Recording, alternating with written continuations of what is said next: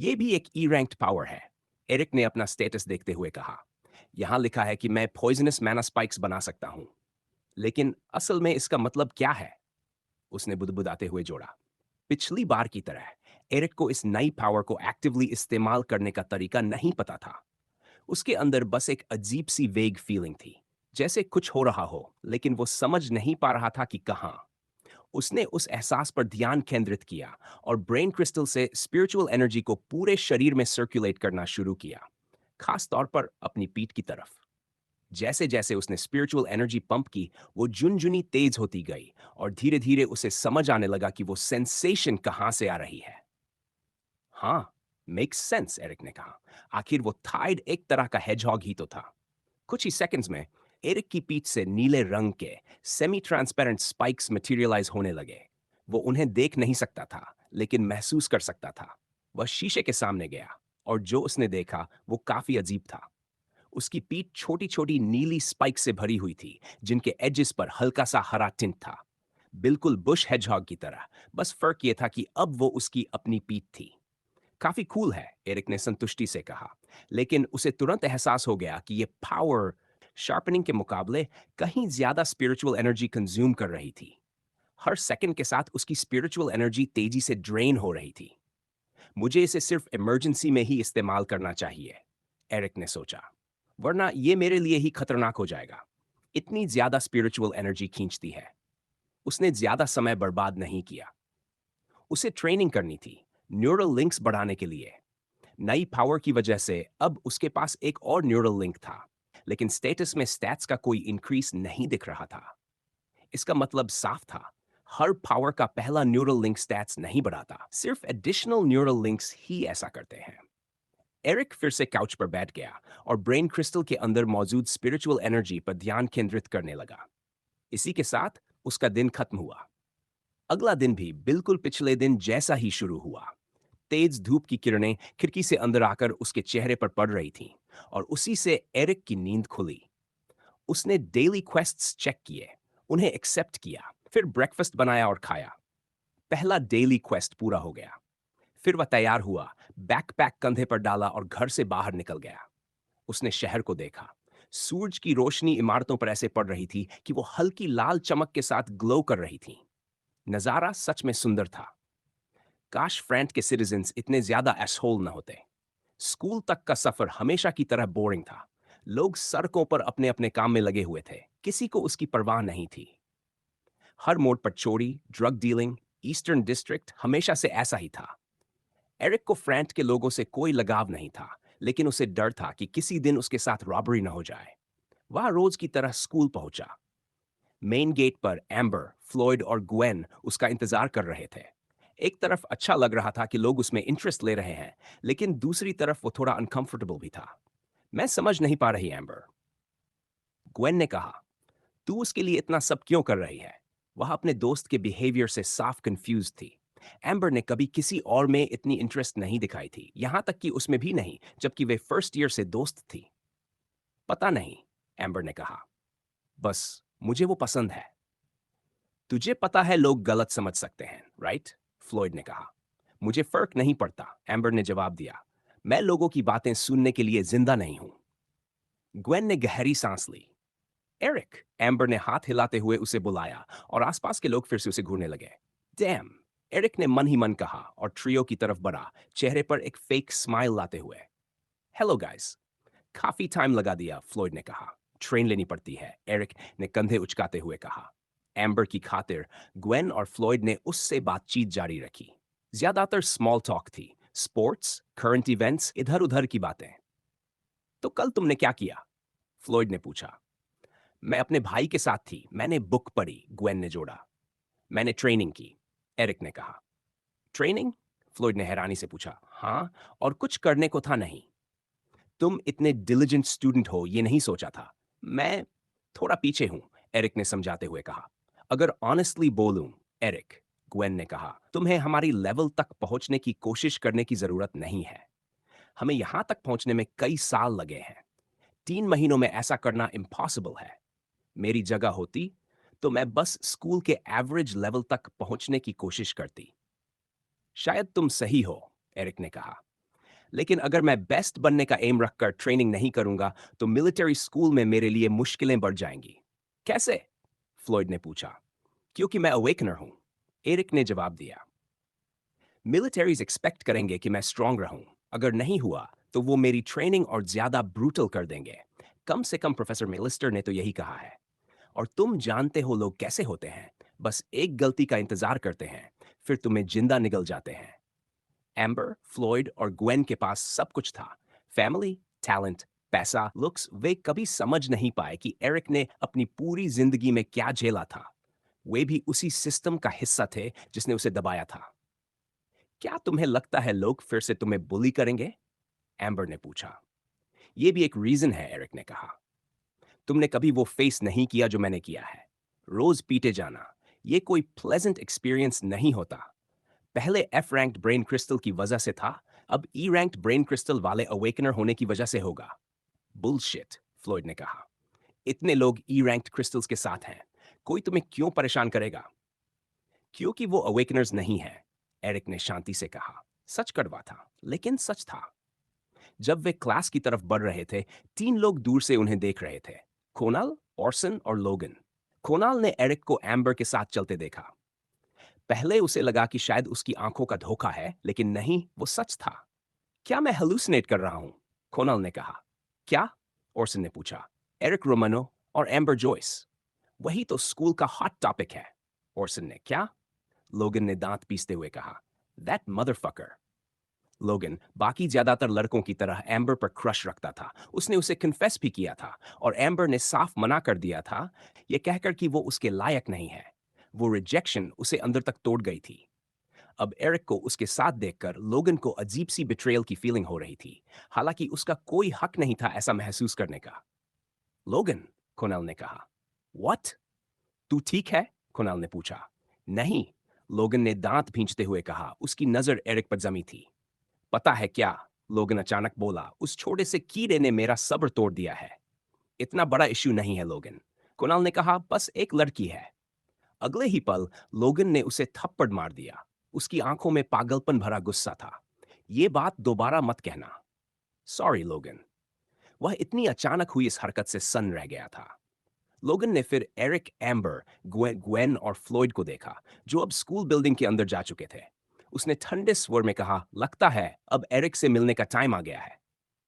जब Eric class में पहुंचा तो उसने देखा कि उसके ज्यादातर क्लासमेट्स पहले से ही अंदर बैठे थे। जैसे ही वह अंदर आया, कई लोगों की नजरें अजीब ढंग से उस पर टिक गई। ज्यादातर के मन में एक ही सवाल था, एम्बर को लेकर। सब जानना चाहते थे कि आखिर उसके और एम्बर के बीच चल क्या रहा है। एरिक, लूकस ने आवाज दी, क्या यह सच है कि तुम एम्बर को डेट कर रहे हो? इतना सीधा सवाल सुनकर एरिक थोड़ा चौंक गया, खासकर इसलिए क्योंकि वही क्लासमेट्स जो एक हफ्ते पहले तक उसकी तरफ देखते भी नहीं थे, आज अचानक उसमें इतनी दिलचस्पी दिखा रहे थे। हाँ, हमने तुम्हें उसके साथ अंदर आते देखा, किसी और ने कहा। रूमर्स फैल रहे हैं तुम दोनों को लेकर। एक के बाद एक सवाल उस पर फेंके जाने लगे, बिना ये सोचे कि वह जवाब देना चाहता भी है या नहीं। वह चाहे तो सबको सीधे चुप करा सकता था, लेकिन उसने एक अलग रास्ता चुना। एरिक ने चुपचाप पलटकर अपनी सीट की तरफ देखा, जैसे उसने कुछ सुना ही न हो। हमें इग्नोर करना बंद करो, किसी ने चिल्लाकर कहा। एरिक ने धीरे से सिर घुमाया और गुस्से से जवाब दिया, जब तक एक हफ्ता पहले तुम लोग मुझे इग्नोर कर रहे थे, तब तो कोई दिक्कत नहीं थी। अब अचानक क्या बदल गया? कम ऑन, एसहोल मत बनो और बता दो, लूकस ने कहा। एरिक ने लूकस को ऐसे देखा जैसे उसने कोई बहुत बड़ा गुनाह कर दिया हो। उसने जोर से अपनी मुट्ठी डेस्क पर मारी और कहा, सुनो छोटे छोटे शिट्स, मैं तुम्हें कुछ भी एक्सप्लेन करने का पाबंद नहीं हूं। मैं जो चाहूं कर सकता हूं और तुम लोगों को मुझसे कुछ पूछने का कोई हक नहीं है। अब चुप रहो और मुझे परेशान करना बंद करो, वरना अंजाम अच्छा नहीं होगा। ये मत सोचो कि अवेकनिंग के बाद तुम कोई बड़ी चीज बन गए हो। ट्रैश। लूकस ने ताना मारा, मैं तुम्हें आंख बंद करके हरा सकता हूं। वाना बेट? एरिक अचानक खड़ा हो गया। उसकी आंखों में ठंडा मरा सा गुस्सा था। क्लास में सन्नाटा छा गया। सब उसे सावधानी से देख रहे थे। तभी एक और स्टूडेंट ने लूकस को रोका। उसने लोगन, कोनेल और ऑर्सन तीनों को अकेले हराया था। तुम सिर्फ खुद को चोट पहुंचाओगे। मैं उन ट्रैश जैसा नहीं हूं, लूकस ने जवाब दिया। मैं इससे फर्श साफ कर दूंगा। एरिक आगे बढ़ा और सीधे उसकी आंखों में देखने लगा। बाकी स्टूडेंट्स अनजाने में पीछे हटने लगे। एरिक ने स्कूल में बहुत कुछ झेला था और कोई नहीं जानता था कि अब वह किस हद तक जा सकता है। आखिर उसने लोगन पर ऐसे वार किया था जैसे वह इंसान ही न हो। तुम्हें क्या हो गया है? हमने बस सवाल ही तो पूछा था, एक लड़की चिल्लाई। हाँ, क्या तुम ज्यादा ओवर रिएक्ट नहीं कर रहे? किसी और ने कहा। एरिक ने उसकी तरफ देखते हुए कहा, आखिरी बार कह रहा हूं, मुझे परेशान मत करो वरना कीमत चुकानी पड़ेगी। ठीक है, बस करो, उसे छोड़ दो। किसी ने माहौल शांत करने की कोशिश की। टीचर के आते ही मामला ठंडा पड़ गया। लोग अब भी एरिक को ऐसे देख रहे थे जैसे वह कोई फ्रीक हो, लेकिन उसे कोई फर्क नहीं पड़ा। अगले कुछ घंटों तक उसने पूरी तरह लेसन पर ध्यान दिया। क्लास खत्म होने के बाद वह बाहर निकला और रास्ते में उसे ग्वेन, फ्लॉयड और एम्बर मिले। थोड़ी देर बात करने के बाद एरिक ने कहा कि उसे काम पर जाना है। तीनों कैफेटेरिया की तरफ चले गए और वह बाहर निकल गया। एरिक को पता नहीं था कि दूर से कोई उसे देख रहा था। लोगन, कोनल और ऑर्सन। वह तेजी से बाहर निकला। उसे ट्रेन पकड़नी थी। स्कूल का बाहर का हिस्सा भी उतना ही खूबसूरत था। पत्थर की दीवारों से घिरा लंबा रास्ता, कॉबलस्टोन की सड़क, चारों तरफ पेड़, पास में एक बड़ा तालाब जहां बतख तैर रही थी। जैसे ही छुट्टी हुई, स्टूडेंट्स की भीड़ बाहर की तरफ बहने लगी। कुछ लोग सड़क की तरफ गए, कुछ फ्लोटिंग कार्स में बैठे। एरिक जैसे ही ड्राइववे से बाहर निकला, लोगन, कोनल और ओरसन उसके पीछे पीछे चल पड़े। उन्होंने तब तक इंतजार किया जब तक वह पूरी तरह अकेला न हो गया। हे एसहोल! लोगन ने जोर से चिल्लाया। एरिक रुका। चारों एक दूसरे को घूरने लगे। पुरानी यादें, मारपीट, बेइज्जती सब उसके दिमाग में घूम गई, लेकिन हैरानी की बात यह थी कि वह शांत रहा। मुझे पता था, ये लोग मुझे यूं ही नहीं छोड़ेंगे। फक ऑफ मदरफकर्स, एरिक ने जवाब दिया। लोगन हंसते हुए आगे बढ़ा।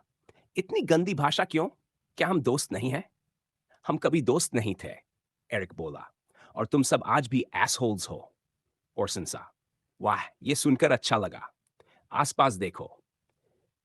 एरिक ने देखा, सड़क पूरी तरह सुनसान थी। तब उसे समझ आया। मैं कभी नहीं समझ पाया कि तुम ऐसा क्यों करते हो, उसने कहा। किसी वजह की जरूरत है? लोगन बोला। तुम ट्रैश हो और ट्रैश को फेंक दिया जाता है। तो अब क्या? फिर से मारोगे? क्या इससे बुरा कुछ कर सकते हो? इस बार अलग होगा।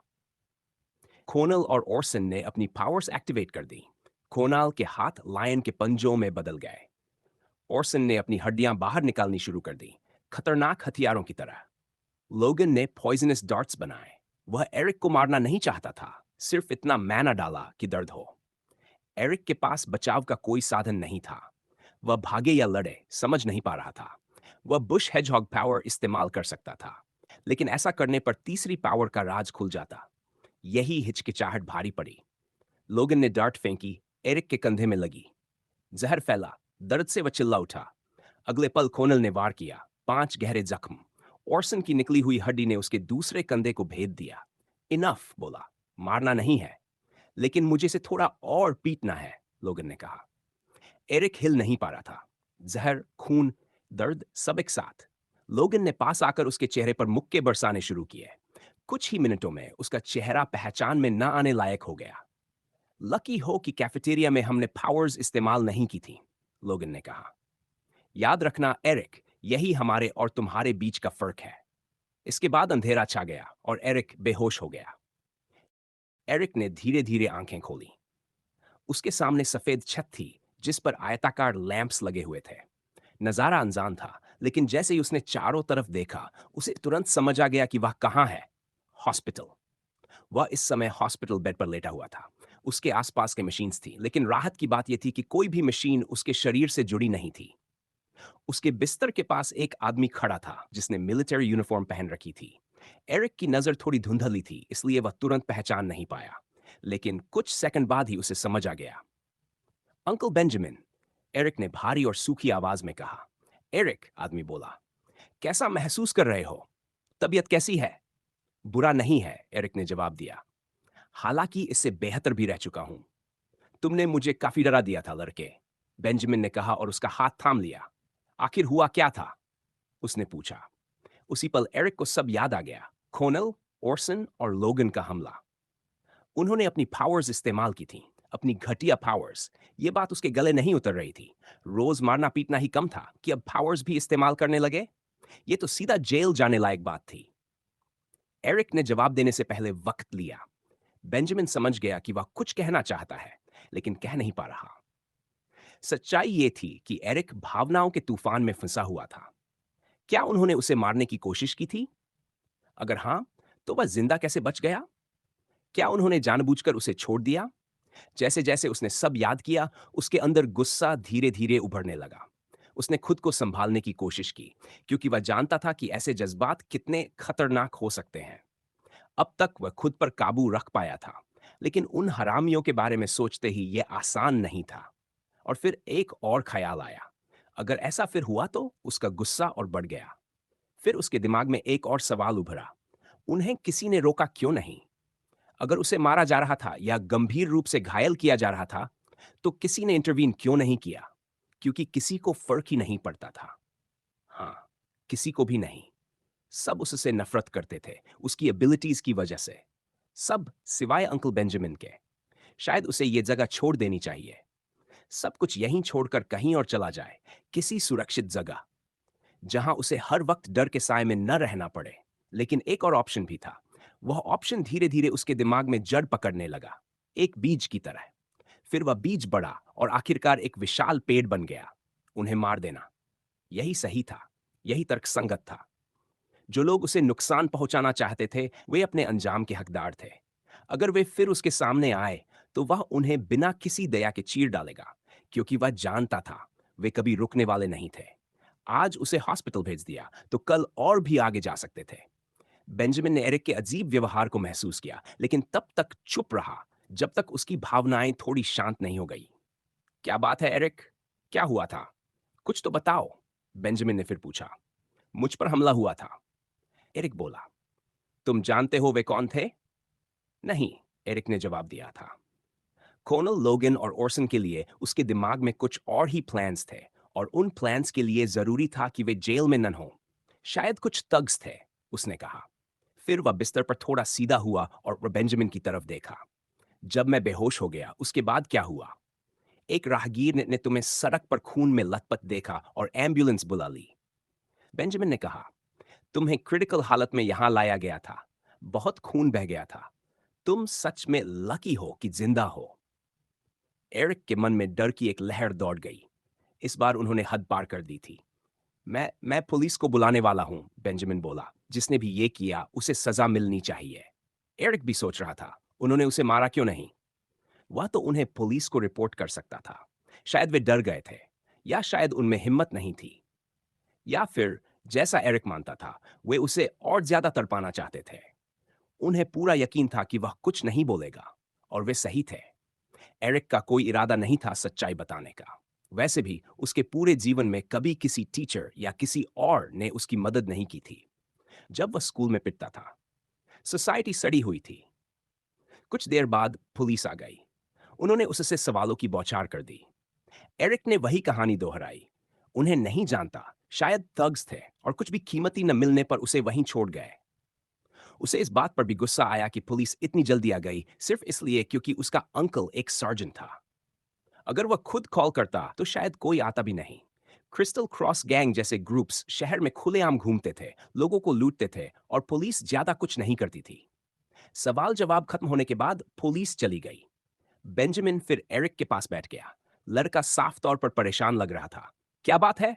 बेंजामिन ने पूछा। कुछ नहीं, एरिक बोला, लेकिन उसके अंदर आग जल रही थी।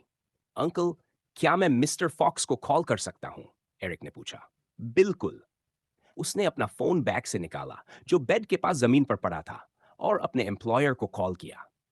उसने मोटे तौर पर सब समझाया और बताया कि वह आज काम पर क्यों नहीं आ पाया।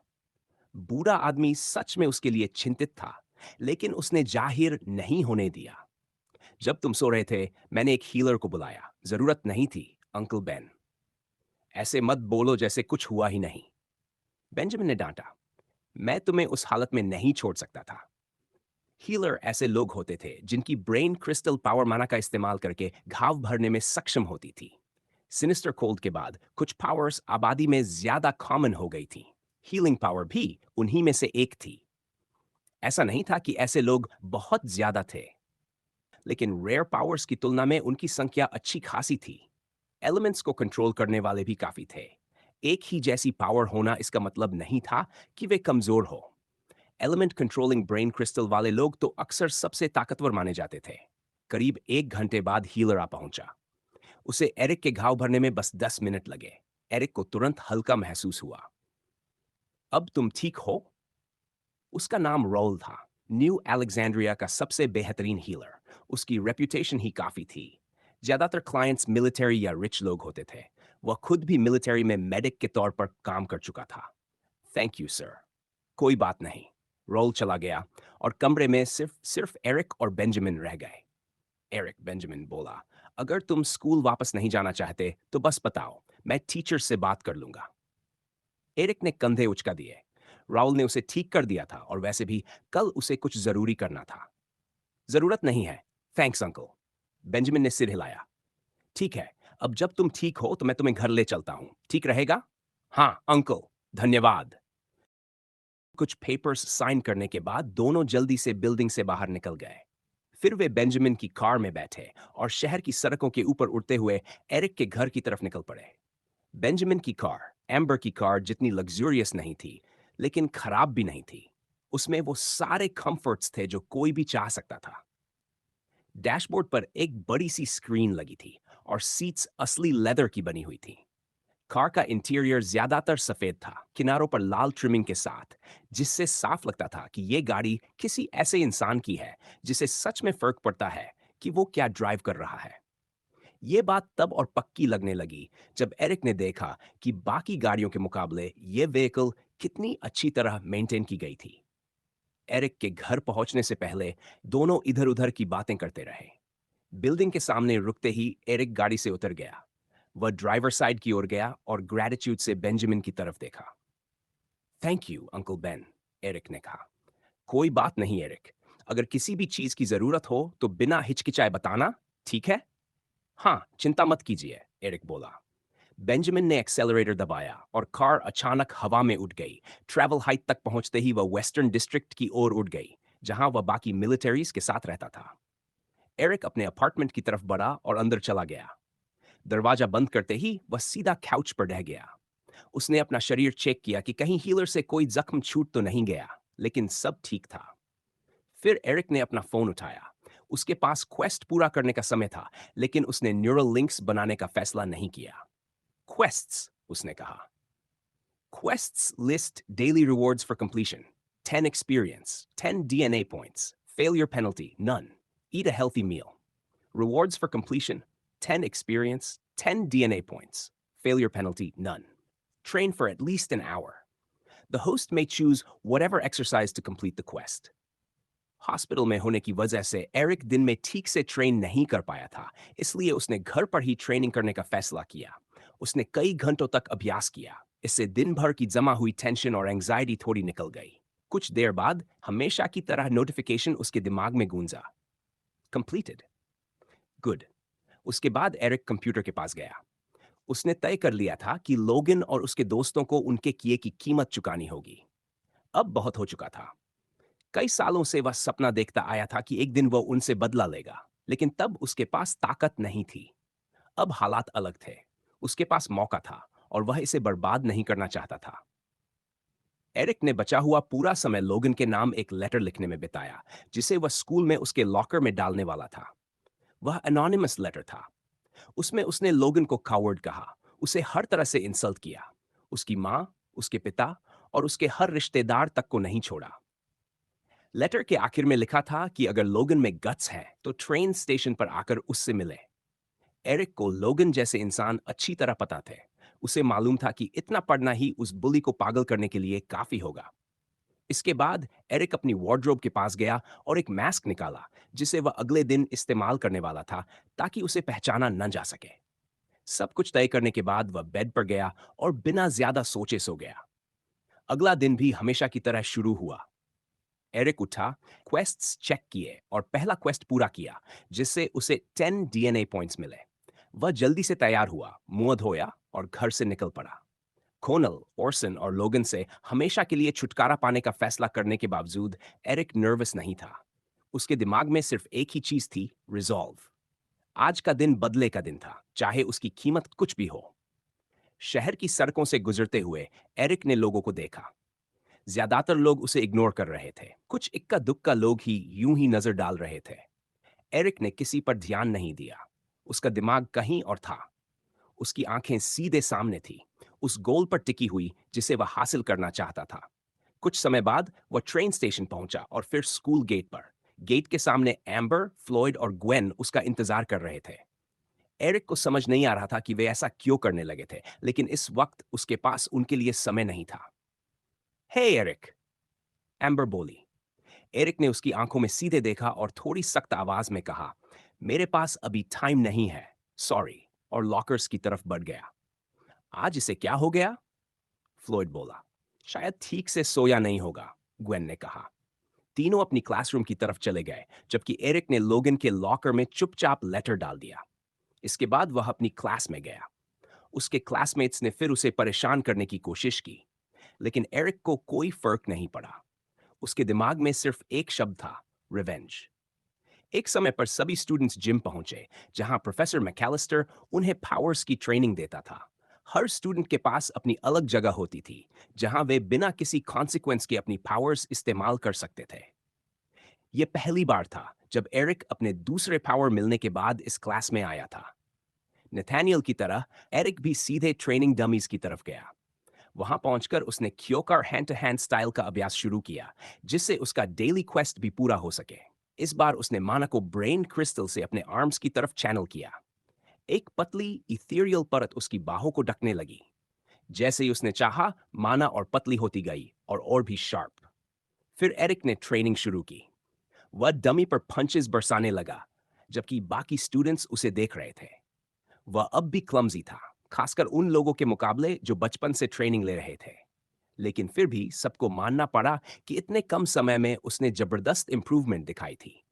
उन्हें पता था कि एरिक को प्रोफेसर मैकेलिस्टर ट्रेन कर रहा है, और वे ये भी जानते थे कि जिनको वह ट्रेन करता है, उनका मिलिट्री में फ्यूचर अक्सर शानदार होता है।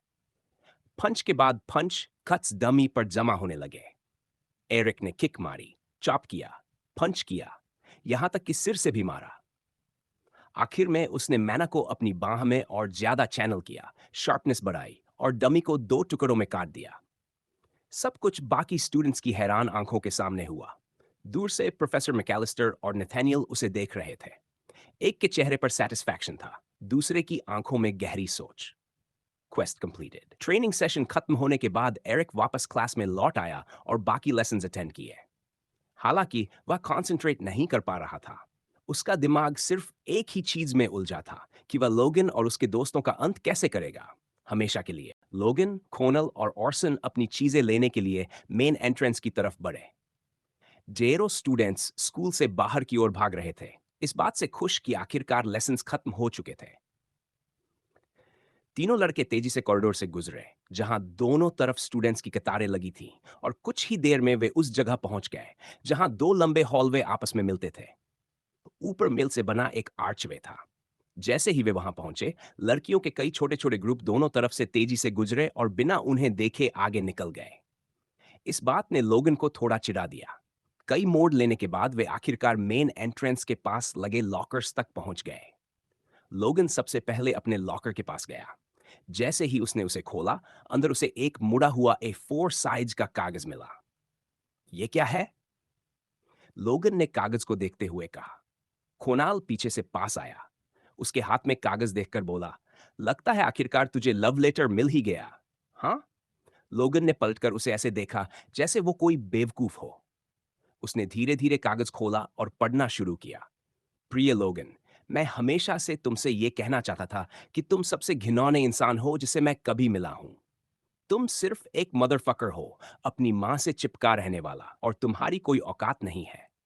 तुम बस जगह, हवा और रिसोर्सेज की बर्बादी हो। मुझे पूरा यकीन है कि तुम्हारी मां ने तुम्हें जन्म देने के बाद खुद को मार लेने का सोचा होगा। तुम सफेद अंडरवियर पर लगे गंदे दाग जैसे हो, जैसे किसी के दांतों पर पियानो गिरा दिया जाए। तुम्हारी माँ एक बिच है जिसे तुम्हें पैदा ही नहीं करना चाहिए था। तुम इस दुनिया में कभी कभी खुश नहीं रह पाओगे। लेकिन हाँ, सपने देखते रहो।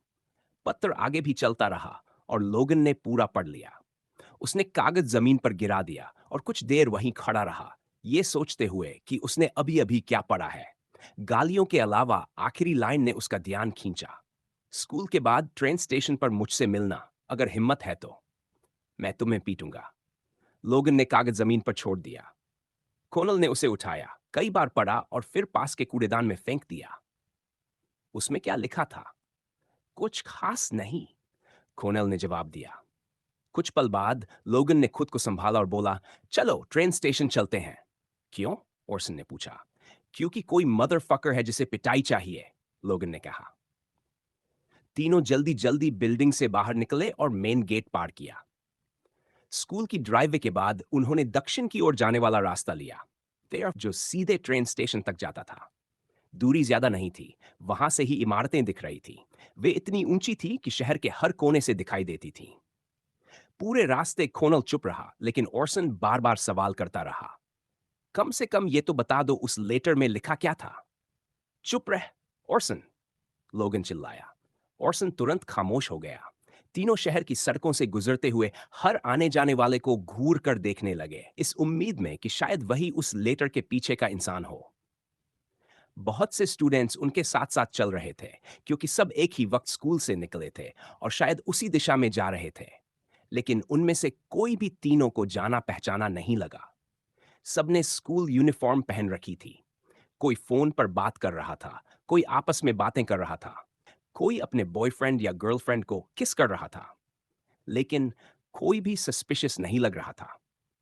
कुछ देर बाद वे आखिरकार ट्रेन स्टेशन के पास पहुंच गए। कई ट्रेनें आ जा रही थीं और ट्रैक्स आसमान में उड़ते ड्रैगन्स की तरह फैले हुए थे, जो न्यू अलेक्जेंड्रिया के अलग अलग हिस्सों को जोड़ रहे थे। उन्होंने ऊपर देखा और ट्रेनों को उस विशाल बिल्डिंग से निकलते हुए देखा। थोड़ी देर बाद वे सीढ़ियों से नीचे गए, जहां से एलिवेटर तक पहुंचा जा सकता था। लोगन ने गुस्से में आखिरी बटन को कई बार दबाया। आखिरकार वह लाल रंग में जल उठा, ये दिखाते हुए कि एलिवेटर बुला लिया गया है। करीब 1 मिनट बाद दरवाजे खुले। अंदर दोनों दीवारों पर बड़े बड़े मॉनिटर्स लगे थे, जिन पर न्यूज और आसपास की जानकारी चल रही थी। कुछ स्क्रीन पर मशहूर लोगों के चेहरे थे, ज्यादातर सेलिब्रिटीज। बाकी पर एडवर्टाइजमेंट्स और पब्लिक अनाउंसमेंट्स चल रहे थे। खोनल और ऑर्सन ने एक दूसरे की तरफ घबराकर देखा। उन्होंने लोगन को पहले कभी इतना गुस्से में नहीं देखा था। यहां तक कि जब उसने पिछले दिन एम्बर और एरिक को साथ देखा था, तब भी वो इतना भड़का नहीं था। जैसे ही एलिवेटर ट्रेन स्टेशन के फ्लोर पर पहुंचा, तीनों बाहर निकले। वे वेटिंग एरिया की तरफ बढ़े, जहां दर्जनों यात्री अपनी अपनी ट्रेन का इंतजार कर रहे थे। लेकिन वहां पहुंचने से पहले ही लोगन की नजर भीड़ पर पड़ी और उसने एक स्कूल यूनिफॉर्म पहने, अजीब सा मास्क लगाए एक लड़के को देख लिया। वो सीधे उनकी तरफ देख रहा था। मास्क की वजह से उसकी पहचान नहीं हो पा रही थी। उसी पल लोगन उस स्टूडेंट की तरफ दौड़ा। उसे पूरा यकीन था कि वही उस घटिया लेटर का लेखक है। खोनल और ओरसन भी उसके पीछे भागे और ट्रेन स्टेशन के अंदर ही एक चेस शुरू हो गई। मास्क पहना लड़का सामने आने वाले लोगों से बचता हुआ भाग रहा था, लेकिन लोगन को किसी की परवाह नहीं थी। वो कंधे से लोगों को धक्का देता हुआ आगे बढ़ता गया। कुछ लोग जमीन पर गिर भी गए। अपने पीछा करने वालों से छुटकारा पाने के लिए मास्क वाले लड़के ने जो बन पड़ा, वो किया। उसने पास के स्टॉल से चीजें उठाकर जमीन पर फेंकनी शुरू कर दी, ताकि उनका ध्यान भटके। कैंडीज, अखबार, किताबें, मैगजीन्स, पानी की बोतलें, जो भी हाथ लगा वो सब फेंक दिया गया। ये तरीका काफी असरदार रहा। तीनों रुक गए और उसे घूरने लगे, क्योंकि उनका रास्ता बार बार इन चीजों की वजह से रुक रहा था। तभी स्टेशन में एक तेज आवाज गूंजी। एक ट्रेन आ चुकी थी। मास्क वाला लड़का अचानक मुड़ा और ट्रेन की तरफ भागा और अंदर कूद गया। लोगन, खोनल और ऑर्सन भी उसके पीछे ट्रेन में चढ़ गए। उनके लीडर के चेहरे पर शुद्ध गुस्सा था। वो लड़का चाहे जो भी हो, उसे उसकी कही हुई बातों की कीमत चुकानी ही पड़ेगी। ट्रेन चल पड़ी। दरवाजे बंद हुए, लाइट्स छपकने लगी और चारों स्टूडेंट्स ट्रेन के अंदर थे। कुछ ही पलों में ट्रेन स्टेशन पीछे छूट गया। ट्रेन बिना रुके आगे बढ़ती रही। उसकी रफ्तार बढ़ती चली गई, इतनी तेज कि लोगन ने पहले कभी ऐसी स्पीड नहीं देखी थी। बाहर की दुनिया एक धुंधले ब्लर में बदल गई। लोगन ने चारों ओर देखा, लेकिन मास्क वाला लड़का नजर नहीं आया। फिर उसने दूसरी कैरियज की तरफ देखा। वहां वही मास्क पहना लड़का खड़ा था, सीधा लोगन को घूरते हुए। एरिक को यह सब लगभग अनरियल लग रहा था। लोगन और उसके दोस्तों को उकसाना इतना आसान होगा, उसने कभी नहीं सोचा था। उसे पता था कि लोगन स्कूल का सबसे तेज दिमाग नहीं है, लेकिन इतना बेवकूफ होगा, ये उम्मीद नहीं थी। उस लेटर को लिखते हुए एरिक को अजीब तरह का मजा भी आया था। वो आमतौर पर किसी के बारे में इतनी घटिया बातें नहीं लिखता, लेकिन लोगन के लिए उसने एक एक्सेप्शन बना लिया। जैसे ही एरिक ट्रेन में चढ़ा, उसे समझ आ गया कि उसे बेहद सावधान रहना होगा। इस ट्रेन में चढ़ने के बाद भागने का कोई रास्ता नहीं था। और जैसे ही उसने दूसरी कैरेज से लोगन को अपनी तरफ घूरते देखा, उसे पता चल गया कि अब उसे तुरंत आगे बढ़ना होगा। ट्रेन में ज्यादा लोग नहीं थे। जो थोड़े बहुत थे, उनमें से ज्यादातर किसान लग रहे थे, जो किसी कागजी काम के लिए शहर आए होंगे। कुछ सूट पहने हुए थे, शायद किसी ऑफिस के लिए जा रहे थे। कुछ ने जीन्स और स्वेटर या जैकेट पहन रखी थी। कुछ ऐसे भी थे जो सफर के दौरान सोते हुए लग रहे थे। सब एरिक को घूर रहे थे, उसके मास्क की वजह से, भले ही वो पूरी कोशिश कर रहा था कि किसी का ध्यान न खींचे। जैसे ही उसने कोनेल, लोगन और ऑर्सन को अपनी तरफ आते देखा, एरिक फिर से दौड़ पड़ा। वो एक के बाद एक कई कैरेजेस से गुजरा, रास्ते में खड़े लोगों से टकराता हुआ। अरे, ओए! एक आदमी चिल्लाया जब मास्क वाला लड़का उसके पास से भागा। ये क्या कर रहे हो? कुछ ही सेकंड बाद वही आदमी लोगन से टकराया, जो उसे जोर से धक्का मारते हुए आगे बढ़ा। वो आदमी जमीन पर गिर पड़ा, फिर जल्दी से उठा और किसी को कुछ समझ में आने से पहले ही वहां से भाग गया। एरिक ने पीछे मुड़कर देखा। लोगन बहुत करीब था, इतना कि उसकी गर्दन की नसें साफ दिख रही थीं, जैसे त्वचा के नीचे सांप रेंग रहे हों। लोगन गुस्से से पागल था। पहली बार किसी ने उसके बारे में ऐसी बातें कहने की हिम्मत की थी। उसे पता था कि उसने बहुत लोगों के साथ बुरा किया है और कहीं न कहीं लोग उससे नफरत भी करते हैं। लेकिन अब तक जिसने भी उसके खिलाफ कुछ कहा या किया, लोगन ने उसे बुरी तरह पीटकर एग्जाम्पल बना दिया था। मास्क पहने एरिक को कायरों की तरह भागते देख उसका चेहरा और भी बिगड़ गया। उसका गुस्सा इतना ज्यादा था कि उसे जमीन पर पड़ा एक बैग दिखा ही नहीं। वो उसे ठोकर खाकर गिर पड़ा, पास की बेंच से टकराया और उसके माथे से खून बहने लगा। खोनेल तुरंत उसके पास पहुंचा और उसे उठाने में मदद की। इस बीच एरिक दौड़ता ही रहा, जब तक कि वो एक ऐसी कैरेज के सामने नहीं पहुंचा जहां दो पुलिस ऑफिसर्स खड़े थे। एक झटके में उसने अपने बैग से जैकेट निकाली, मास्क उतारा और हुड पहन लिया, जिससे उसका चेहरा पूरी तरह छुप गया। फिर वो बिल्कुल नॉर्मल अंदाज में अंदर गया, जैसे कुछ हुआ ही न हो, और कैरेज के एग्जिट के पास खड़ा हो गया। दोनों पुलिस वालों ने उसे देखा, लेकिन ज्यादा ध्यान नहीं दिया। कुछ ही देर बाद कॉनेल, ऑर्सन और लोगन उसी कैरेज में पहुंचे। उन्होंने उस लड़के को देखा जिसकी पीठ उनकी तरफ थी। उन्होंने पुलिस ऑफिसर्स को भी देखा और समझ गए कि वो कुछ नहीं कर सकते, खास तौर पर तब जब वो अभी तक उसे पहचान भी नहीं पाए थे। तीनों चुपचाप पास पास बैठ गए, बीच बीच में उस अनजान लड़के को नफरत भरी नजरों से देखते हुए। थोड़ी देर बाद ट्रेन नॉर्दर्न डिस्ट्रिक्ट के स्टेशन पर पहुंची। एरिक ने धैर्य से दरवाजे खुलने का इंतजार किया। जैसे ही वो खुले, वो पागलों की तरह ट्रेन से बाहर दौड़ पड़ा। लोगन, खोनल और ऑर्सन भी उसके पीछे भागे, जिससे पुलिस ऑफिसर्स हैरान और उलझन में पड़ गए। रुक तू मदरफकर!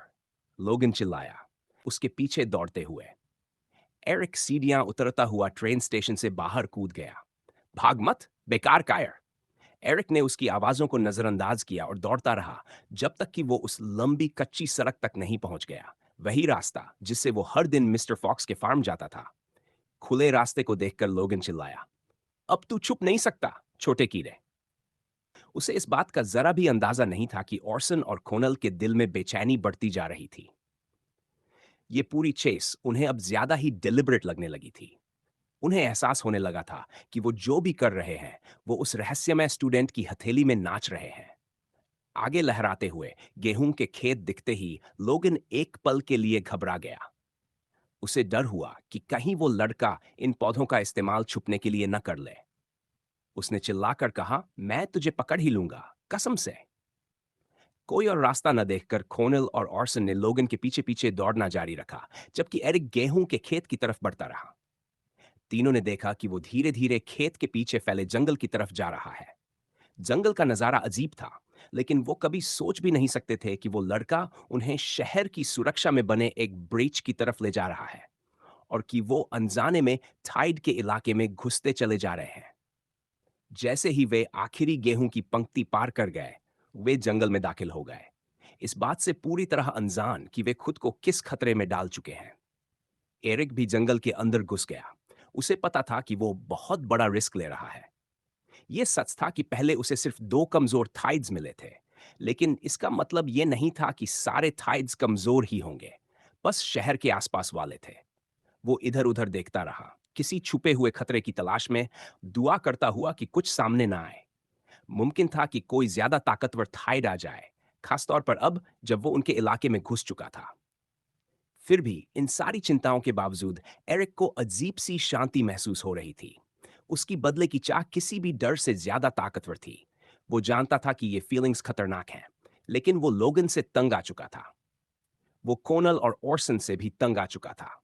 जब उसे आगे कोई तुरंत खतरा नहीं दिखा, तो वो एक झाड़ी के पीछे छुप गया। कोनेल, ओरसन और लोगन उसके छुपने की जगह से आगे निकल गए, उसकी मौजूदगी से पूरी तरह अनजान। तीनों कई किलोमीटर तक जंगल के अंदर तक उसे ढूंढते रहे। लोगन, क्या? लोगन चिल्लाया। मुझे नहीं लगता यहां सुरक्षित है, कोनल बोला। क्यों सुरक्षित नहीं होगा? लोगन गुस्से से बोला।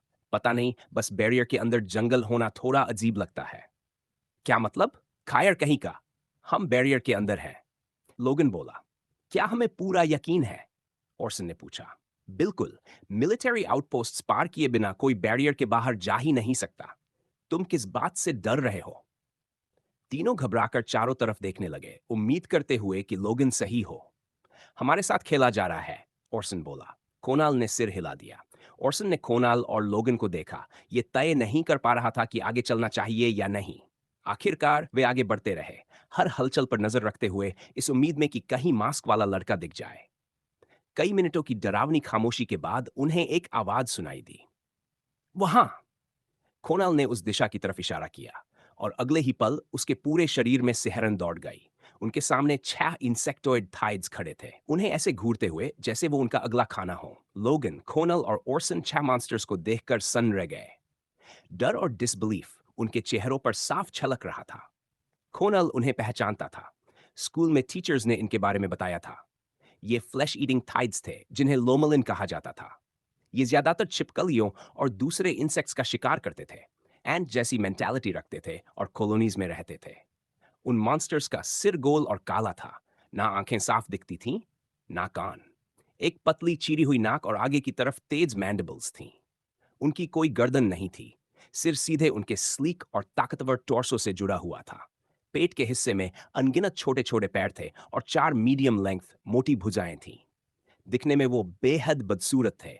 उनका शरीर मोटे तिक्स जैसा लगता था, जिस पर मॉटल्ड ब्राउन एक्सोस्केलेटन और उस पर चमकते हुए सफेद डॉट्स थे, जबकि सिर पूरा काला था।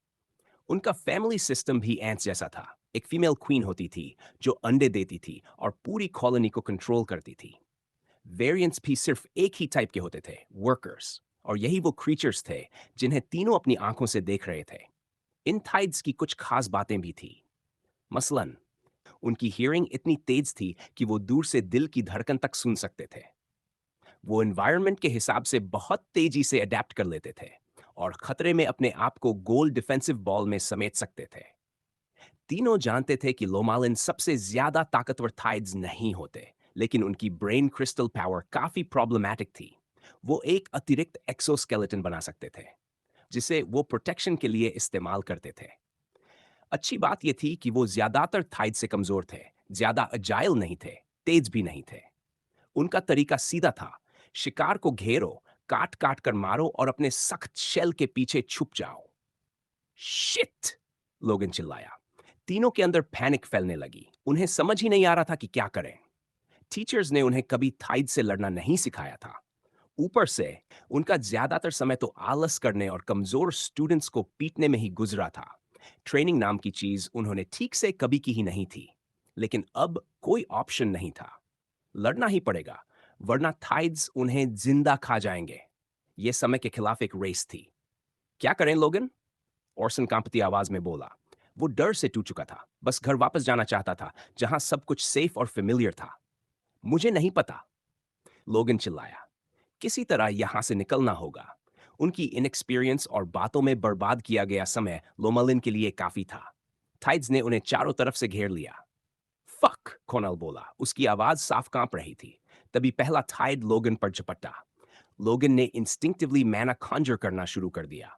अपनी पावर यूज करो, लोगन चिल्लाया। कोनल और ओरसन ने तुरंत अपनी अपनी पावर्स एक्टिवेट कर दी। कोनाल की भुजाएं लायन की तरह बदल गई, जबकि ओरसन के शरीर से कई नुकीली हड्डियां बाहर निकल आईं। उसी पल लोगन ने अपना पॉइजनस डार्ट खंजर किया और लोमलिन की तरफ फेंक दिया। जहर तुरंत उसके शरीर में फैल गया और क्रीचर दर्द में तड़पने लगा। ओरसन जैसे किसी फ्रेंजी में आ गया हो, दूसरे लोमालिन की तरफ दौड़ा। उसने जोरदार पंच मारा। उसकी भुजा से निकली लंबी, मोटी, नुकीली हार्डन्ड बोन सीधे लोमालिन के सिर में घुस गई। क्रीचर वहीं ढेर हो गया। उधर लोगन जहरीले लोमालिन के सिर को जोर जोर से कुचलने लगा, लेकिन उसका एक्सोस्केलेटन इतना सख्त था कि वो उसे तोड़ ही नहीं पा रहा था। माना से बना डार्ट उसकी डिफेंस को भेद गया था, लेकिन लोगन की रॉ स्ट्रेंथ काफी नहीं थी।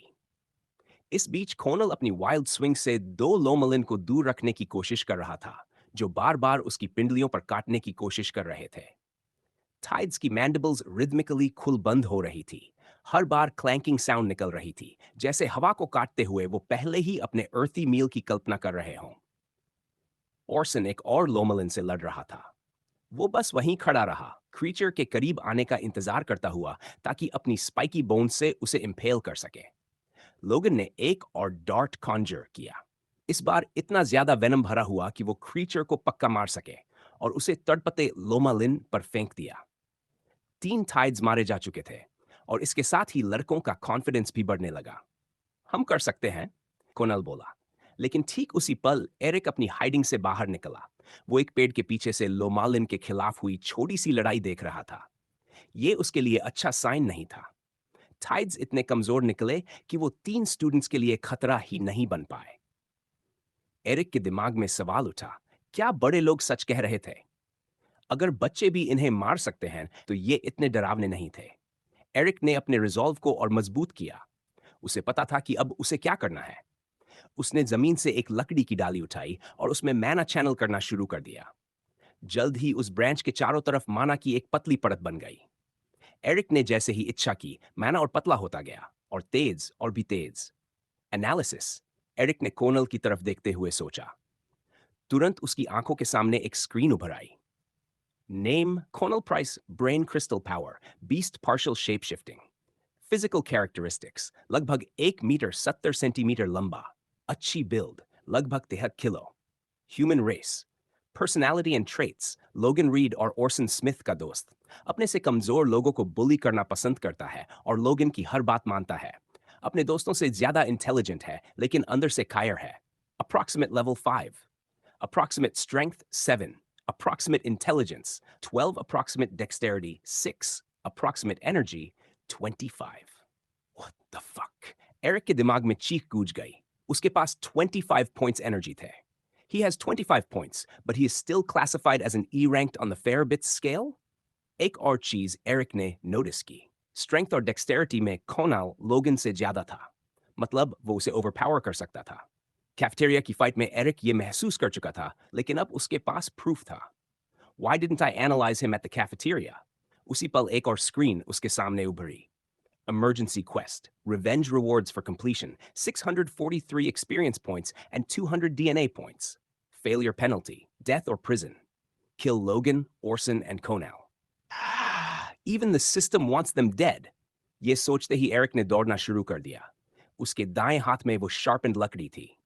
कोनाल, ओरसन और लोगन उसके सामने धीरे धीरे बड़े होते जा रहे थे, जब तक कि वो उन्हें साफ साफ देखने लगा।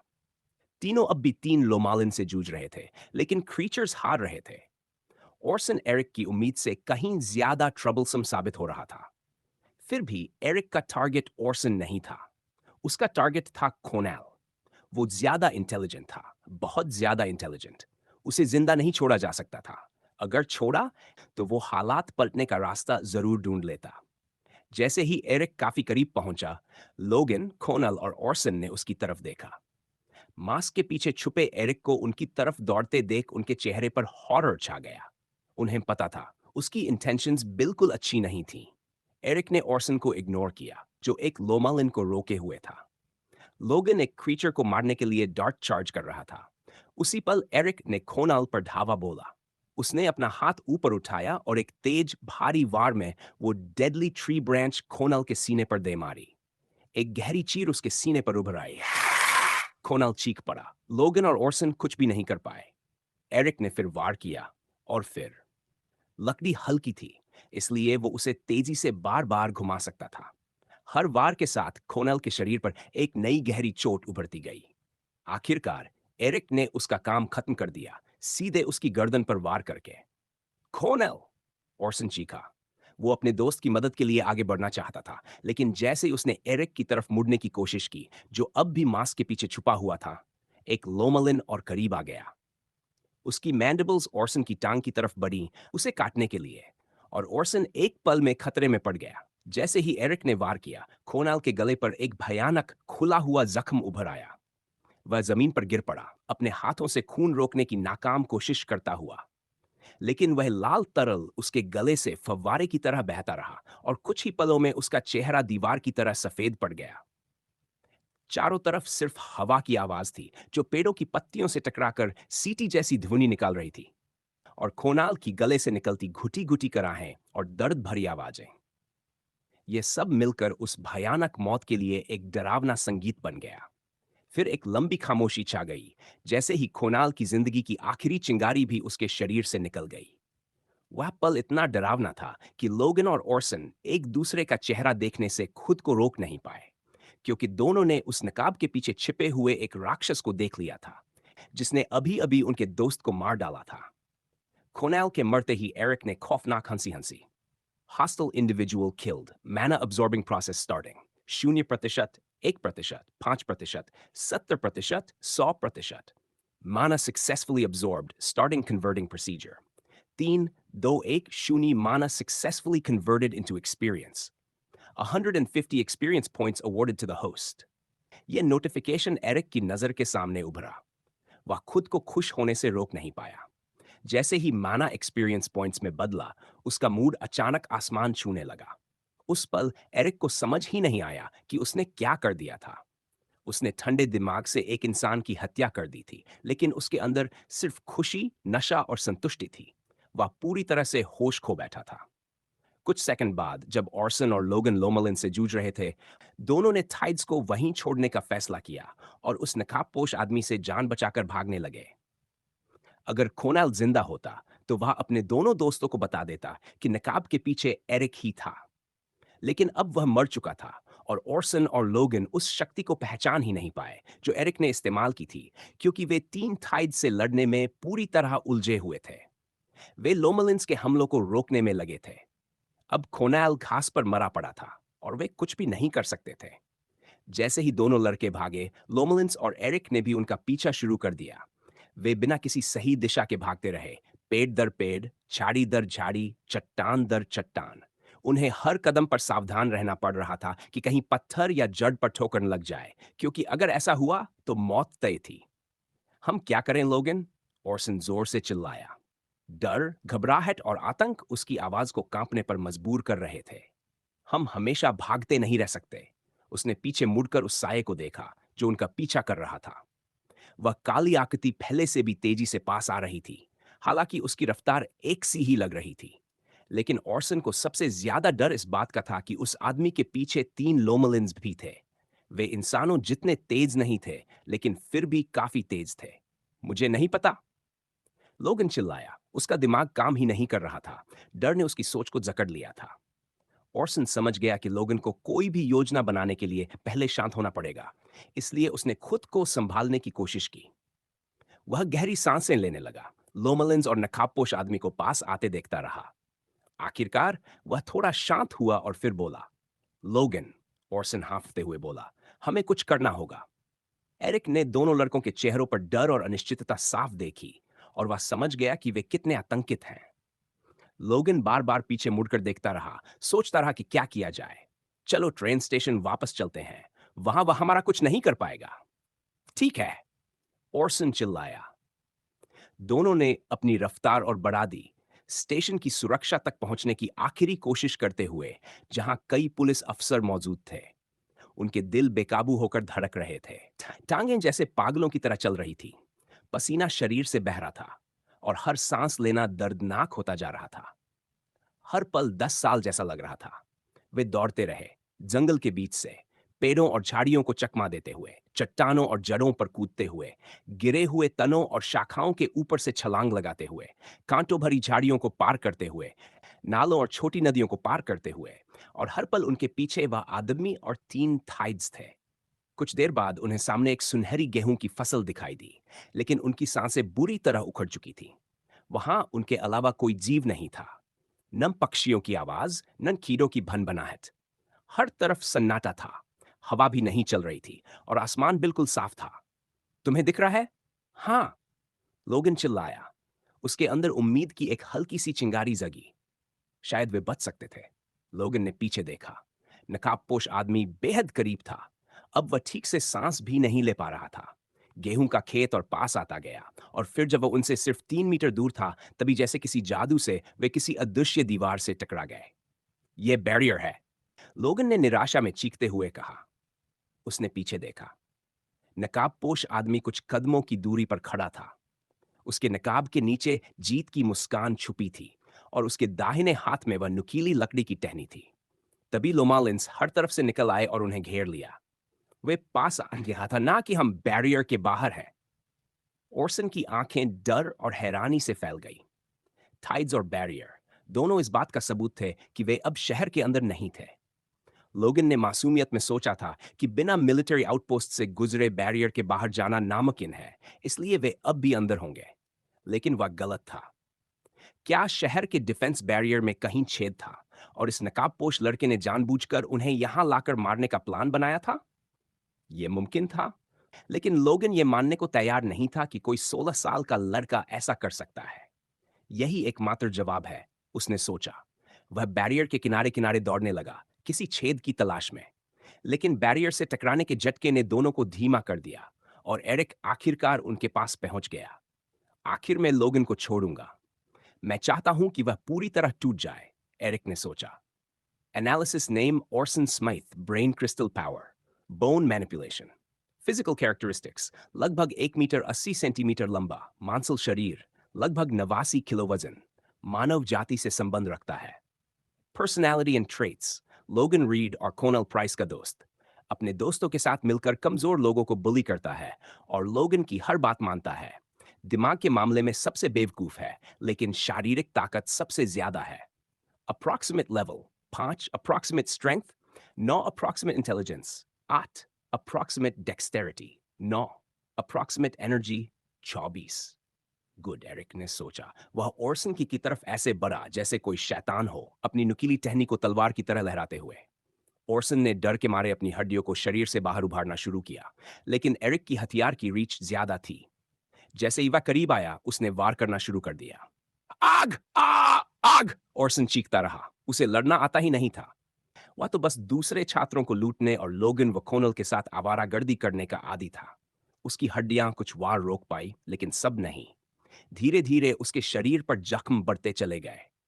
लोगन! ओरसन चिल्लाया। उसने अपनी हड्डियों के नुकीले हिस्सों से हमला करने की कोशिश की, लेकिन एरिक फुर्ती से बच गया। प्रोफेसर मैकेलिस्टर के साथ की गई ट्रेनिंग का नतीजा। लोगन!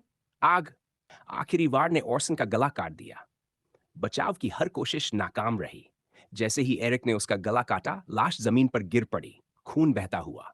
एरिक की सांसें तेज चल रही थी। यह बहुत कम समय में दूसरी हत्या थी, और उसे यह अच्छा लग रहा था।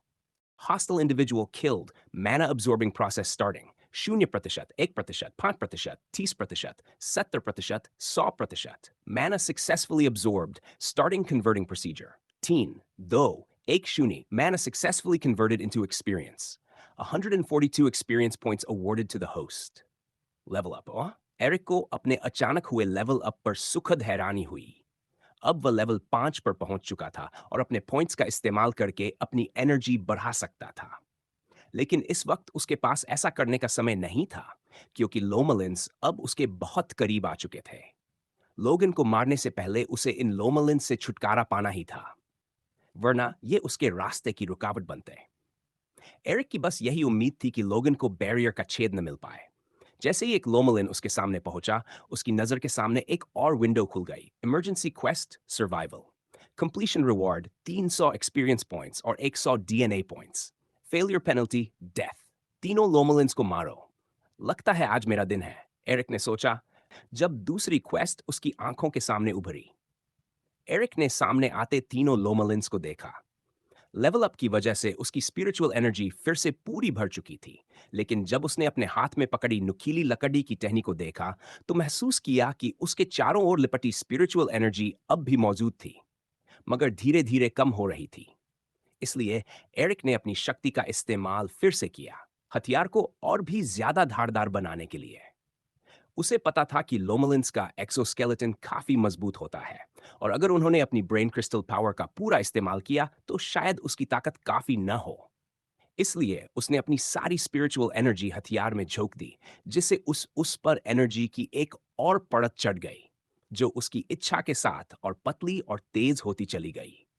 एरिक को भरोसा था कि यह उन्हें मारने के लिए काफी होगा, लेकिन स्पिरिचुअल एनर्जी का पूरी तरह खत्म हो जाना अपने आप में एक बड़ा खतरा था, क्योंकि तब वह कोई और शक्ति इस्तेमाल नहीं कर पाएगा।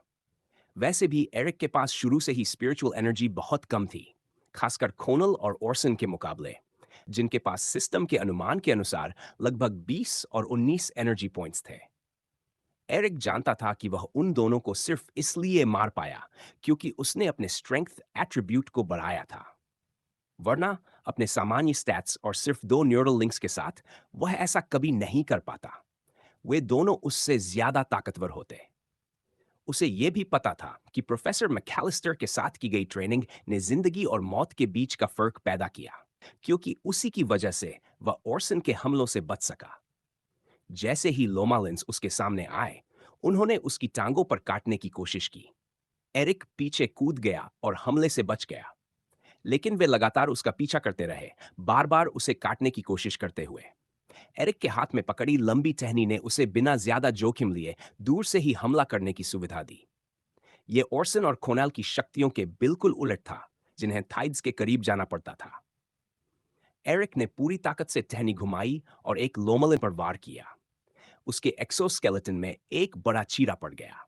उस प्राणी ने तुरंत अपनी ब्रेन क्रिस्टल पावर का इस्तेमाल करके नया एक्सोस्केलेटन बना लिया, लेकिन वह सबसे मजबूत थाइड्स में से नहीं था, और एरिक का अगला हमला उसके लिए जानलेवा साबित हुआ। उस प्राणी ने अपनी मैना हार्डेंड एक्सोस्केलेटन बनाने के लिए जितनी स्पिरिचुअल एनर्जी डाली थी, वह एरिक के वार को रोकने के लिए काफी नहीं थी। Hostile creature killed, mana absorbing process starting 0%, 1%, 5%, 30%, 70%, 100%, mana successfully absorbed, starting converting procedure 3, 2, 1, 0 mana successfully converted into experience, 88 experience points awarded to the host. 88? इस क्रीचर की एनर्जी लेवल क्या है? एरिक ने बचे हुए 2 लोमलिन्स में से एक की तरफ देखा और कहा, एनालिसिस। उसकी आंखों के सामने एक छोटा सा विंडो खुल गया। स्पीशीज लोमालिन, ब्रेन क्रिस्टल पावर माना हार्डेंड एक्सोस्केलेटन, डायमेंशंस लगभग 70 सेंटीमीटर ऊंचा और 50 सेंटीमीटर लंबा। डिस्क्रिप्शन, ये प्राणी कई टांगों वाले एक कीड़े जैसा दिखता है। इसका सिर काला होता है और शरीर पर कठोर एक्सोस्केलेटन होता है। होस्ट को सलाह दी जाती है कि इसे काटने न दें, क्योंकि यही इसका मुख्य हथियार लगता है। Approximate level 2, approximate strength 4, approximate intelligence 1, approximate dexterity 3, approximate energy 12 दिलचस्प, एरिक ने सोचा। लेकिन उसके पास बेकार खड़े रहने का समय नहीं था। बाकी दोनों लोमलिन्स ने फिर से उसे काटने की कोशिश की। एरिक फुर्ती से पीछे हटा और दोनों के हमलों से बच गया। वे उसका पीछा करते रहे, लेकिन वह हर बार दूरी बनाए रखता रहा। फिर एरिक ने उस लोमालिन पर वार किया, जिसने पहले ही अपना मैना हार्डेंड एक्सोस्केलेटन खड़ा कर लिया था।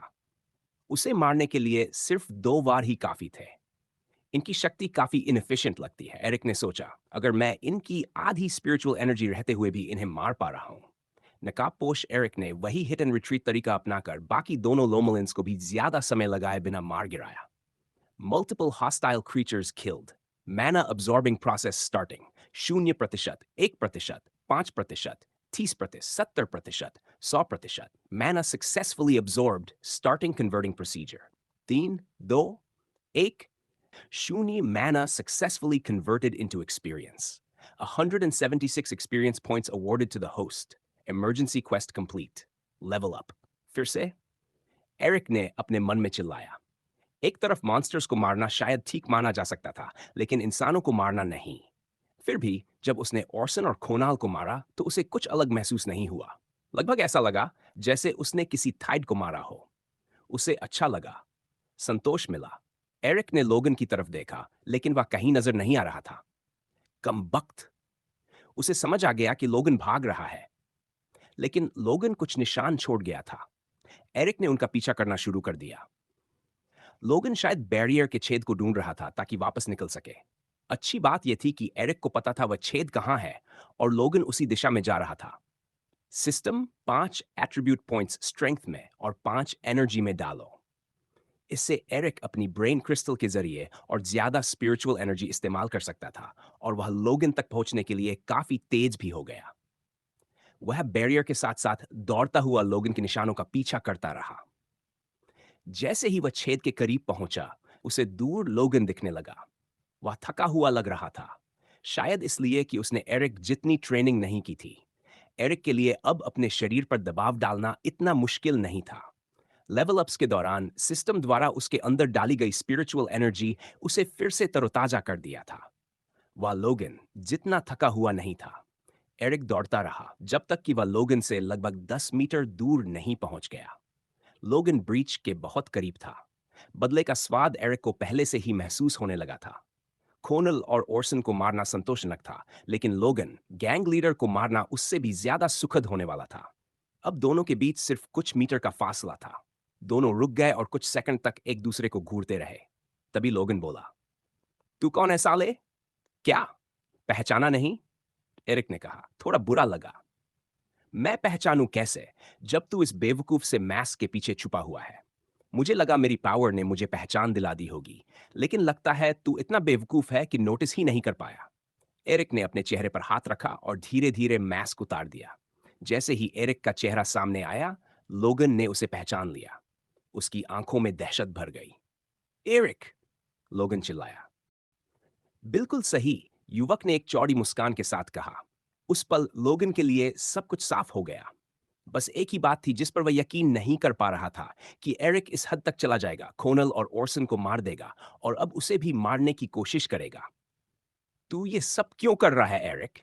लोगन ने डर से कांपती आवाज में पूछा। क्यों मतलब क्यों? एरिक दहाड़ा। तुझे अच्छी तरह पता है क्यों। एरिक की आंखों में सामने खड़े इंसान के लिए सिर्फ और सिर्फ नफरत थी। लोगन। यही वह पल था जब वह दर्द से आजाद होने वाला था। यही वह पल था जब उसकी रोज रोज की बेइज्जती हमेशा के लिए खत्म होने वाली थी। जिन लोगों ने सालों तक उसे कुचला था, उन्हें मिटा देना, इससे बेहतर बदला कुछ हो ही नहीं सकता था। लोगन तुरंत समझ गया कि अब बात करने का कोई मतलब नहीं था। लोमालिन से लड़ाई और बैरियर के साथ लंबी दौड़ ने उसे पूरी तरह थका दिया था, लेकिन वह जानता था कि अगर जिंदा निकलना है तो उसे लड़ना ही पड़ेगा। लोगन ने तुरंत स्पिरिचुअल एनर्जी चैनल करनी शुरू की और एक जहरीला मैना डार्ट बनाने लगा। वह अभी एरिक की रीच से बाहर था, इसलिए एरिक कुछ खास नहीं कर सका। एरिक दौड़ पड़ा, लोगन के वार से बचने की कोशिश करते हुए। वह फुर्ती से एक पेड़ के पीछे छिप गया, जिसे बुली बुली उस पर हमला न कर सके। लोगन ने डार्ट नहीं फेंका। एरिक पेड़ के पीछे था और अपनी इकलौती रक्षा को यूं ही खर्च कर देना आत्महत्या जैसा होता। लोगन दौड़ने लगा और एरिक ने तुरंत नोटिस कर लिया। वह खुले में उसका पीछा नहीं कर सकता था। वहां लोगन उसे डार्ट से मार सकता था। एरिक पेड़ों की आड़ लेते हुए एक पेड़ से दूसरे पेड़ तक छलांग लगाता हुआ लोगन के पीछे दौड़ने लगा। अब वह पहले से ज्यादा ताकतवर था, इसलिए लोगन तक फिर से पहुंचने में ज्यादा समय नहीं लगा। वह बस कुछ मीटर दूर था कि अचानक लोगन पलटा और अपने पीछा करने वाले पर डार्ट फेंक दिया। एरिक ने चाल भांप ली और तुरंत पेड़ के पीछे कवर ले लिया। उसे पता था, अगर डार्ट लग गया तो वह वहीं मर जाएगा। एरिक कुछ सोच पाता उससे पहले ही लोगन फिर से भाग पड़ा, लेकिन एरिक इस बार मूर्ख नहीं बनने वाला था। उसने फिर से पीछा शुरू कर दिया। इसी दौरान लोगन एक और मैना डार्ट कॉन्जर करने लगा। एनालिसिस, एरिक ने सोचा। नीले सफेद रंग की एक विंडो उसकी आंखों के सामने खुल गई। नेम, लोगन read. Brain crystal power, poisonous मैना डार्ट्स। फिजिकल कैरेक्टरिस्टिक्स, लगभग 1 मीटर 75 सेंटीमीटर लंबा, दुबला शरीर, लगभग 80 किलो वजन, मानव है। पर्सनैलिटी एंड ट्रेट्स, ओरसन स्मिथ और कोनल प्राइस का दोस्त, ग्रुप लीडर, कमजोर लोगों को सताने में मजा लेता है, न सबसे स्मार्ट न सबसे ताकतवर, लेकिन उसके दोस्त उसकी हर बात मानते हैं। Approximate level 8, 10. Approximate intelligence 7. Approximate dexterity 11. Approximate energy, बाउस के पास कॉनेल और ओरसन से कहीं ज्यादा एनर्जी है, एरिक ने सोचा। लोगन ने लोमलिन से लड़ते हुए और अभी जो डार्ट उसने फेंका था उसमें काफी स्पिरिचुअल एनर्जी खर्च कर दी थी। एरिक ने अंदाजा लगाया कि अब उसके पास ज्यादा मैना नहीं बचा होगा। मैं उसे मार सकता हूं। दौड़ जारी रही। लोगन अपने डार्ट्स इस्तेमाल करने से बच रहा था। वे अनगिनत पेड़ों और झाड़ियों के बीच से गुजरे। लोगन को रास्ते के पत्थरों और टूटी डालियों से सावधान रहना पड़ रहा था। एक भी गिरावट उसकी मौत बन सकती थी। वह पत्थरों के ऊपर से कूदा, नीची टहनियों के नीचे से झुका। एरिक भी हर हरकत पर नजर रखते हुए उसके पीछे पीछे दौड़ता रहा। उसे पता था कि लोगन बैरियर के ब्रीच के करीब पहुंच रहा है। उसे किसी भी हाल में उसे रोकना था। उधर लोगन की थकान बढ़ती जा रही थी। लंबी दौड़ और पहले की लड़ाई ने उसकी स्टैमिना को लगभग खत्म कर दिया था। जितनी देर यह पीछा चलता, उसके बचने की उम्मीद उतनी ही कम होती जा रही थी। एरिक भी थक रहा था, लेकिन लोगन जितना नहीं। उसकी ज्यादा स्ट्रेंथ और हालिया लेवल अप्स ने उसे फिर से ऊर्जा से भर दिया था। एरिक फिर से लोगन के बहुत करीब पहुंच गया। दूरी बनाने के लिए लोगन ने एक और पॉइजनस डार्ट फेंका। एरिक आखिरी पल में बच गया और पीछा जारी रखा। कुछ और मिनटों की दौड़ के बाद लोगन रुक गया। वह बुरी तरह हाँफ रहा था, चेहरा लाल पड़ चुका था। अब वह और दौड़ नहीं सकता था। एरिक उसके सामने रुका और उसे उकसाने लगा।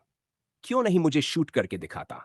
मुझे पता है तू बच जाएगा, लोगन बोला। डर और थकान से उसका पूरा शरीर कांप रहा था। एरिक के चेहरे पर चौड़ी मुस्कान फैल गई। पहली बार लोगन को समझ आया कि उसके पुराने कर्मों के नतीजे होते हैं, लेकिन इस बार वह उनका सामना नहीं कर सकता था। अचानक लोगन का दिमाग जैसे टूट गया। यह मुमकिन नहीं है, वह चिल्लाया। तू इतना ताकतवर कैसे हो सकता है? तू तो बस एक कचरा है। अब नहीं लोगन। लोगन ने फिर से स्पिरिचुअल एनर्जी चैनल करनी शुरू की, आखिरी पॉइजनस मैना डार्ट बनाने के लिए। लेकिन उसे एहसास हो गया, उसके पास इतनी माना बची ही नहीं थी। अगर यह वार चूक गया तो वह मारा जाएगा। बेचैनी उसके दिल में फैल गई। डर ने उसका दिमाग जकड़ लिया। उसकी कंसंट्रेशन लगभग टूट गई। एरिक ने तेजी से चारों तरफ देखा। बैरियर का ब्रेच लोगन से 10 मीटर दूर था। अगर उसने अभी नहीं मारा तो सब कुछ बेकार हो जाता। लोगन अपना आखिरी डार्ट चार्ज कर रहा था और एरिक माना धारदार लकड़ी की टहनी हाथ में पकड़े उसकी ओर छपट पड़ा। जैसे ही लोगन ने डार्ट पूरा किया, उसने उसे एरिक पर दाग दिया। अब एरिक बहुत करीब था। उसकी आंखों में एक अजीब सी धारदार स्पष्टता थी। उसने देखा, डार्ट अविश्वसनीय रफ्तार से उसकी ओर बढ़ रहा था, सीधा उसके दिल की तरफ। लोगन चाहे जैसा भी हो, उसका निशाना कभी खराब नहीं था। डार्ट के लगने से ठीक पहले एरिक ने नुकीली टहनी को मजबूती से पकड़ा और उसे सीधा नीचे की ओर घुमाया। डार्ट 2 टुकड़ों में कट गया। खुद एरिक को भी नहीं पता था कि उसने ऐसे कैसे दिखाया। लोगन की आंखों में दहशत भर गई। जिस इंसान को वह बेकार समझता था, उसी ने उसके ऊपर अपनी सुपीरियॉरिटी साबित कर दी थी।